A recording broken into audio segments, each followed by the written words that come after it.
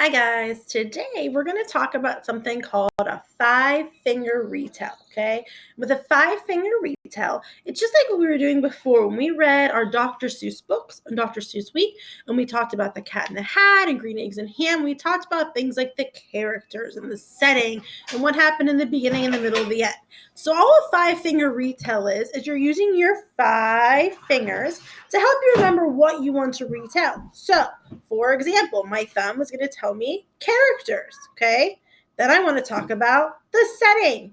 Then I want to tell the beginning, the middle, and the end, okay? And remember, we're just talking quick. We're not telling the whole story and all the details. We're just telling the important things that happen. So today I'm going to read you a story. We're going to read Little Red Riding Hood, okay?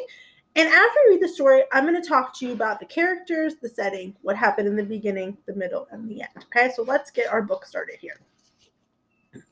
Little Red Riding Hood.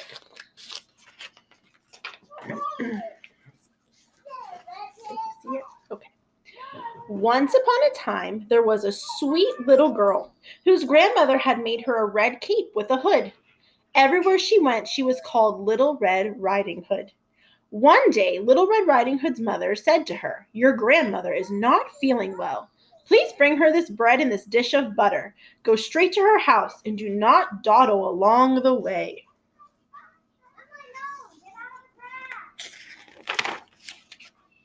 As Little Red Riding Hood strolled through the woods, she met a wolf.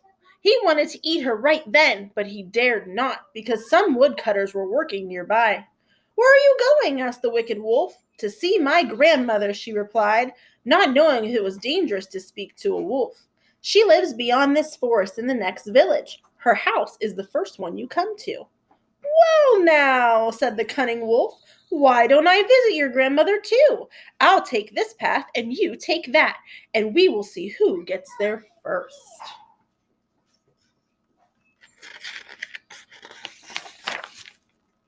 The wolf set off running with all his might by the shorter road, and the little girl continued on her merry way by the longer road. As Little Red Riding Hood wandered down the path, she amused herself by gathering nuts, chasing after butterflies, and making bouquets of wildflowers.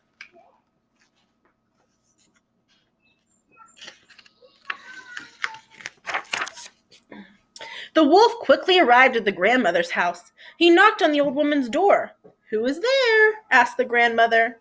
"It is your granddaughter, Little Red Riding Hood," said the wolf, disguising his voice. "I've come to see how you are. I've brought you some bread and a little dish of butter from my mother." "How wonderful," said the grandmother, who was resting in bed. "Lift the latch and open the door."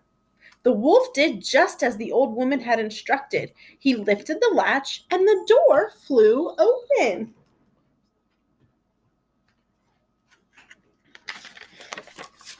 As soon as the wolf entered, the grandmother could see that this was not Little Red Riding Hood. When she realized it was a wolf, she fainted with fright. The wolf quickly picked up the old woman and put her in a nearby closet. Next, the wolf put on one of the grandmother's nightgowns and one of her caps to disguise himself. He crawled into the bed and waited patiently for Little Red Riding Hood to arrive. At last there came a knock at the door. "Who is there?" asked the wolf, knowing very well it was Little Red Riding Hood. When Little Red Riding Hood heard the wolf's gruff voice, she was startled, but thinking that her grandmother had a bad cold, she replied, "It is Little Red Riding Hood, your granddaughter. I've brought you some bread and a dish of butter from my mother." "Come in, dear. Put the bread and the little dish of butter on the chair," said the wolf. "Then come sit on the bed with me." Little Red Riding Hood did as she was told and placed the bread and the little dish of butter on the chair. Then she took off her beautiful red cape. As Little Red Riding Hood came toward her grandmother's old feather bed, the wolf pulled the covers up tightly under his chin. When Little Red Riding Hood climbed onto the bed, she was amazed by her grandmother's appearance. "Oh, grandmother, what big ears you have!" exclaimed Little Red Riding Hood. "All the better to hear you with, my dear," said the wolf. "And grandmother," Little Red Riding Hood continued, "what big eyes you have!" "All the better to see you with," said the wolf. "But grandmother, what big teeth you have!" said Little Red Riding Hood. All the better to eat you with, cried the wolf as he leaped from the bed. Just as the wolf was about to gobble up Little Red Riding Hood, he slipped on the bedspread and fell down. Little Red Riding Hood escaped through the door.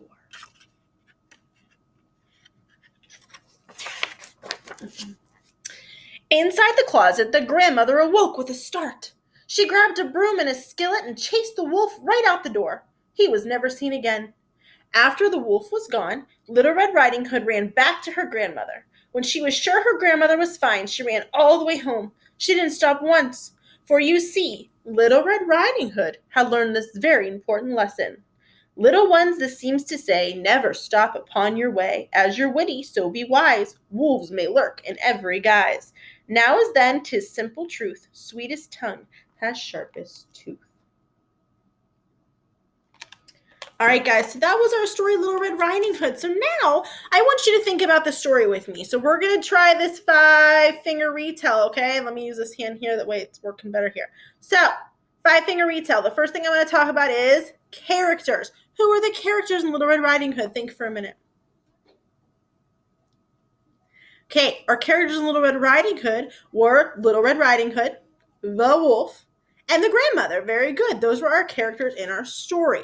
What was our setting of our story? Where did this story take place?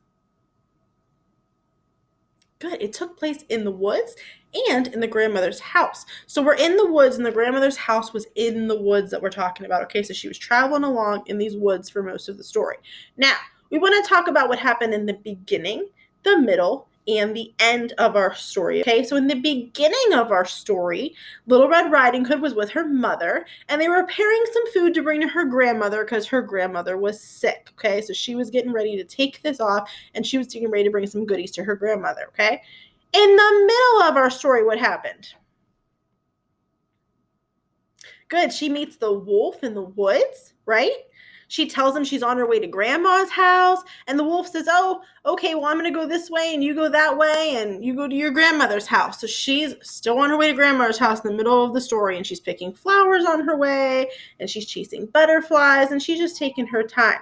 In the middle of the story also is the wolf goes to grandmother's house before her, and he puts grandma in a closet, and he disguises himself as grandma, okay? What happened in the end of our story? Good. In the end of our story, Little Red Riding Hood comes to the grandmother's house, and she asks her all kinds of questions because now she's suspicious, and it's the wolf in disguise. And she runs away, and the grandma chases the wolf out, and Little Red Riding Hood goes straight home because she never wants to be seen with that wolf again. She doesn't want to be eaten by him. Very good, guys. So beginning, middle, end. My retelling was not as long as the book I read you. I'm just giving you the important information of our story. So this week, there's going to be some retellings you're going to do. You might be reading a book with a family member. You might be listening to a story and retelling it, but I want you to be thinking about character, setting, beginning, middle, end, and how we just need to tell the very easy things that happen, the most important details. We're not telling the whole story over again. We're just giving you an idea of what happened. All right, guys, I will see you soon. If you want to hear more stories, I'm going to be putting read-alouds on my YouTube channel, so please tune into those every night. Miss you, love you, take care. Mwah.